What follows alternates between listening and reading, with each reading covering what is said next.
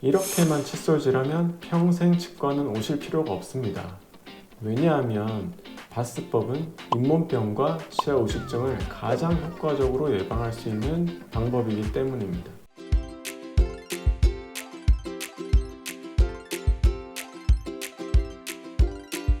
안녕하세요.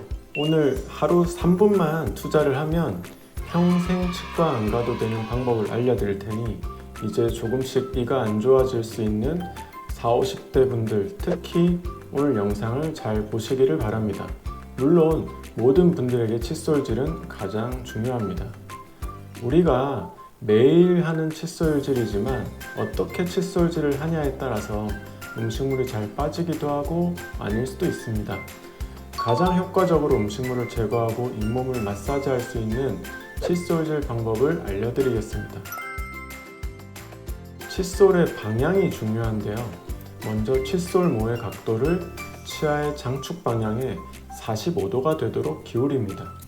그러면 칫솔모가 치아와 잇몸의 사이에 쏙 들어갈 수 있습니다. 이렇게 하면 치아와 치아 사이 공간에도 칫솔모가 들어갈 수 있어서 가장 효과적으로 구강 내에 남은 음식물을 청소할 수 있습니다. 이렇게 칫솔을 위치시키고 좌우로 진동을 주면서 한 번에 2개, 3개의 치아를 닦고 옆으로 옮겨서 1~2개의 치아를 겹치도록 하면서 닦아갑니다. 치아의 바깥면도 닦고 치아 안쪽도 같은 방법으로 닦아갑니다. 치아의 옆면을 다 닦았으면 저작할 때 사용하는 교환면도 닦습니다. 마지막으로 혀를 닦으면 칫솔질이 끝납니다. 이러한 칫솔질 방법을 바스법이라고 하는데 이렇게만 칫솔질하면 평생 치과는 오실 필요가 없습니다. 왜냐하면 바스법은 치아를 망가뜨리는 2대 질환인 잇몸병과 치아 우식증을 가장 효과적으로 예방할 수 있는 방법이기 때문입니다. 칫솔질의 횟수는 어떨까요? 보통 아침에 일어나서 바로 칫솔질부터 하시는 분들 많으시죠? 밤새 입안이 텁텁해서 왠지 일어나자마자 칫솔질을 하고 싶은데 사실 구강 건강에 가장 큰 영향을 미치는 칫솔질은 식사 후에 하는 칫솔질이 되겠습니다. 식사 후에 입안에 남은 음식물은 반드시 제거를 해야 하는 거죠. 원칙적으로 하루 3번 식사 후 칫솔질하는 것이 좋고 만약 저녁 식사 후에 칫솔질을 한 뒤에 자기 전에 무언가 간식이나 야식을 먹었다고 하면 자기 전에 꼭 칫솔질을 하시기를 추천드립니다. 왜냐하면 자면서 우리 입안은 침이 안 나와서 음식물이 부패하면서 나오는 산성물질을 중화시킬 수 없기 때문입니다. 중화되지 못한 산성물질은 치아 우식증이나 잇몸병을 유발하기 쉬운 환경을 만들죠. 정리를 하자면 아침에 일어나서 하는 칫솔질은 본인의 개운함을 위해서 할 수도 있고 안 할 수도 있다. 제일 중요한 것은 식사 후에 하는 칫솔질이다. 마지막으로 자기 전에 무언가를 먹었다고 하면 반드시 칫솔질을 해서 깨끗한 상태로 잠자리에 드는 것이 좋겠다가 되겠습니다. 그리고 추가적으로 추천하고 싶은 구강 위생용품은 치실과 워터픽입니다. 치실은 치아 사이에 끼어있는 음식물을 제거하는 데 필수적인데 왜냐하면 이와 이가 맞닿는 면에 끼어있는 음식물은 칫솔로 제거할 수 없고 오로지 치실로만 제거가 가능합니다.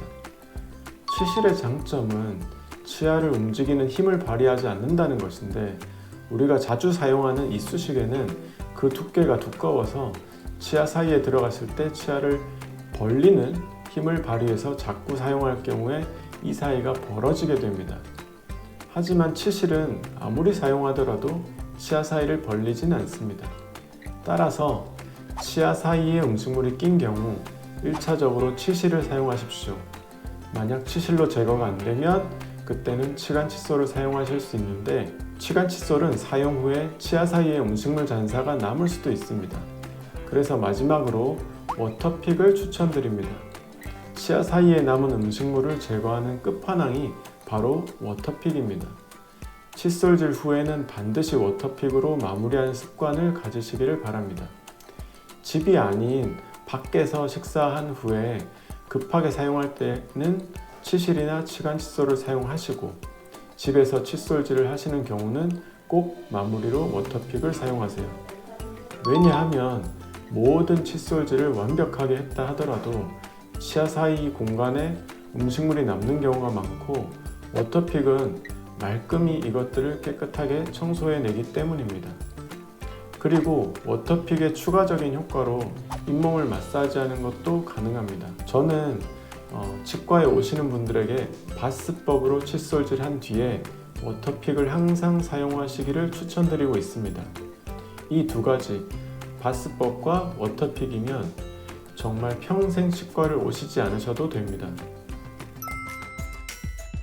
마지막으로 그래도 나는 내 구강 건강이 걱정된다라고 하시면 잇몸병의 초기 사인을 보고 문제가 있는지 없는지 셀프로 체크하실 수 있는데요. 바로 칫솔질 할 때 피가 난다고 하면 잇몸병이 있다고 생각할 수 있습니다. 칫솔에 피가 묻어 나온다는 것은 잇몸병의 초기 증상인데 만약 2-3일 정도 열심히 칫솔질을 했는데 계속 피가 난다고 하면 치과에 가서 검사하고 치료받으셔야 합니다. 간혹 피가 나니까 오히려 칫솔질을 살살 하시는 분들이 계신데 절대로 그러시면 안 되고 오히려 더욱 잇몸 마사지가 되도록 꼼꼼히 하셔야 합니다. 왜냐하면 초기 치은염 같은 경우는 칫솔질을 꼼꼼하게 하는 것으로도 치료가 될 수 있기 때문입니다. 오늘은 평생 치과 안 와도 되는 양치 습관 두 가지에 대해서 말씀을 드렸습니다. 바로 바스법과 워터픽이 사용인데요. 좋은 습관은 평생 가져가야 한다고 하잖아요. 좋은 칫솔질 습관을 매일 하셔서 내 것으로 만드시기를 바라겠습니다. 감사합니다.